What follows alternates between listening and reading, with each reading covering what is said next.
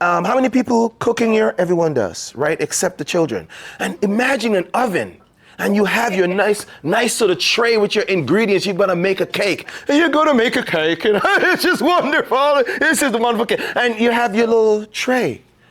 And then you open up the oven like so. And then you put your cake in there. And then you close it. And then you turn on the oven. And it heats up. Are you still, after 2 hours, you go and you take out your little tray. Is it still gonna be an ingredient? What would you have? You would have a cake. Everybody rub the tummy. Yum, yum, yum, yum, yum, yum, yum, yum, yum, yum, yum, yum. You take out the ingredients. Your ingredients are the thoughts. Yeah? And then number 2 is when you start to cook it up. It's when you put it in the oven and you start to think about it. We call that where people ruminate. You dwell on it. You're cooking it up. And you keep thinking about it. And guess what happened? We come down to F. Remember what the scripture says? As a man thinketh. So the thought comes in, you dwell on it, and then you start to feel that way. Okay? And then when you feel that way, you create an emotion. All of a sudden I'm thinking, and then you're upset. You leave work and you come home and you slam the door. Honey, I'm home. Whoa, you should go back to work. So the thought comes in, you think about it, you feel it, you come here, and then you have what's called an emotion. But here's what I want you to get. All of this is on the left side, is secret. Nobody sees it. You know when they see it? On the right side of the triangle when you express it. No one knows you're upset. No one knows you're mad. No one knows somebody cut you off on the highway in the middle of rush hour. Does that make sense? Okay? Or you could be the fire person. They ring the bell again. This is the 5th time from the same building. You're upset. It's tax season. Oh no, if the supervisor brings another form in here, I'm gonna just scream. Ah! And you're upset. And so what happened is now, nobody knows, and they're going to say, here's what they're going to say. I didn't know you were upset. Are you okay? You know when they know? When you express it. So I have my thought, talk to me, thinking, I cook it up in the oven, I feel the way I'm thinking, and then I have an emotion, and it's bubbling up inside. I just want to let him have it. And then I express it. Nobody knows. Over here is just a secret, and it's happening in your head. You express it, and here's what happened. When you express it, this ABO, I have to take an action. I'm either going to yell, I can't take it anymore, or these children are driving me crazy. Or you might be a person that's now seasoned, and you try to bend over and tie your lace again for the 5th time. And oh. And you get upset because you can't do what you used to do before. Okay? And so what happened is your action now is going to create a behavior. And then the behavior is going to produce an outcome.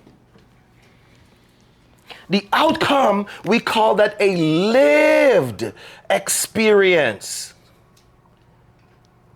And people said, it's what I'm going through. You don't know what I'm going through.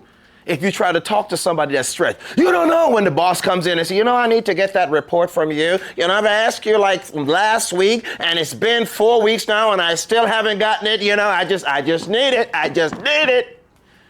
And you are sitting there like, you don't know what I'm going through. I'm sick of this job.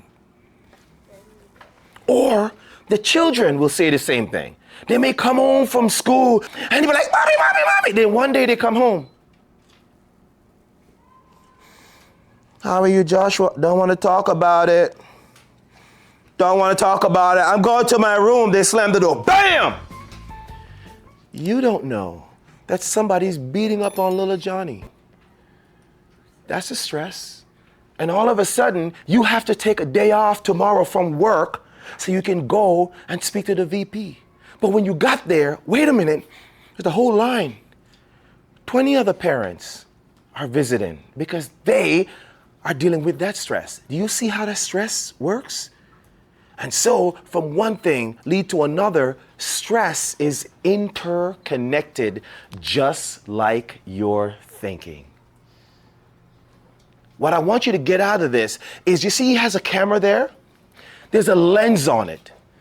Some cameras have high power lenses that allows you to zoom in. And here is the secret sauce that I'm going to give you right now. I want to change your lens and how you see situations.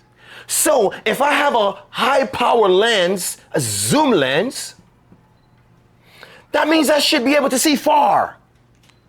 I should be able to see into hypothetically tomorrow. So we got a lens here. This allows me to see far.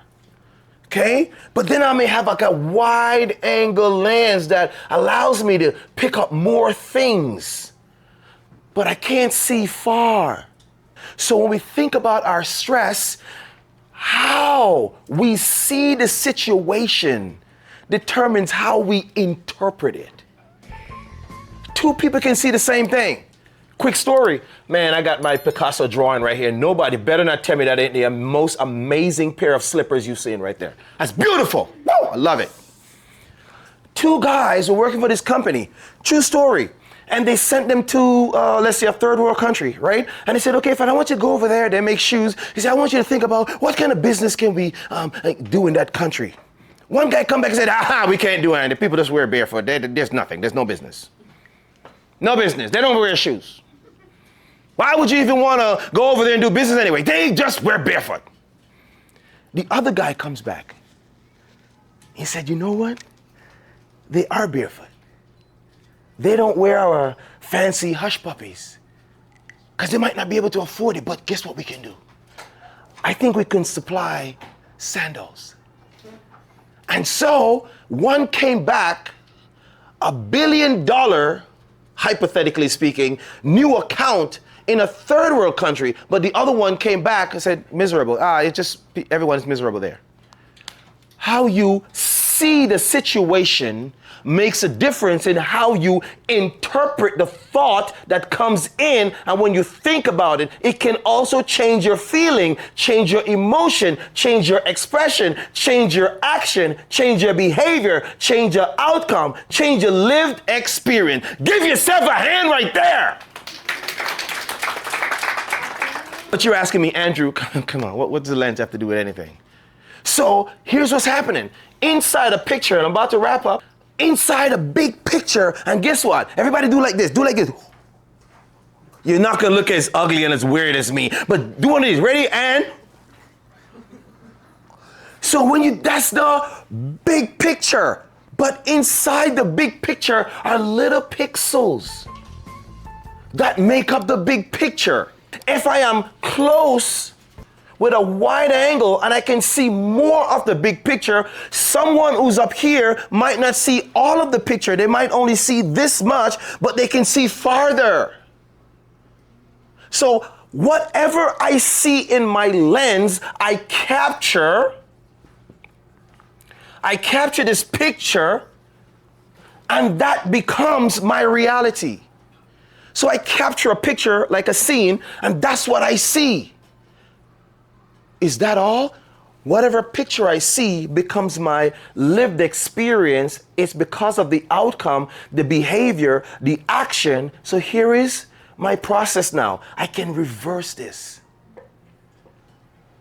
My name is Andrew E. Guy. I work with High Performance Professional. If you're interested in working with me, go to andrewguyspeaks.com. And if you want a free gift, click on the link in the description, and I will send you out the free Resiliency Executive Roadmap. It is amazing. You can start there so you can become one of those individuals that get a 30-minute free coaching session with moi, and then we help you get some clarity. so you can start winning where you are. Thank you so much for joining. If you have not, if you're not a fam, if you're not a tribe, subscribe. Because when you subscribe, you become a tribe, and then you become a fam. And that's exactly what I want you to become. Listen, remember, win where you are.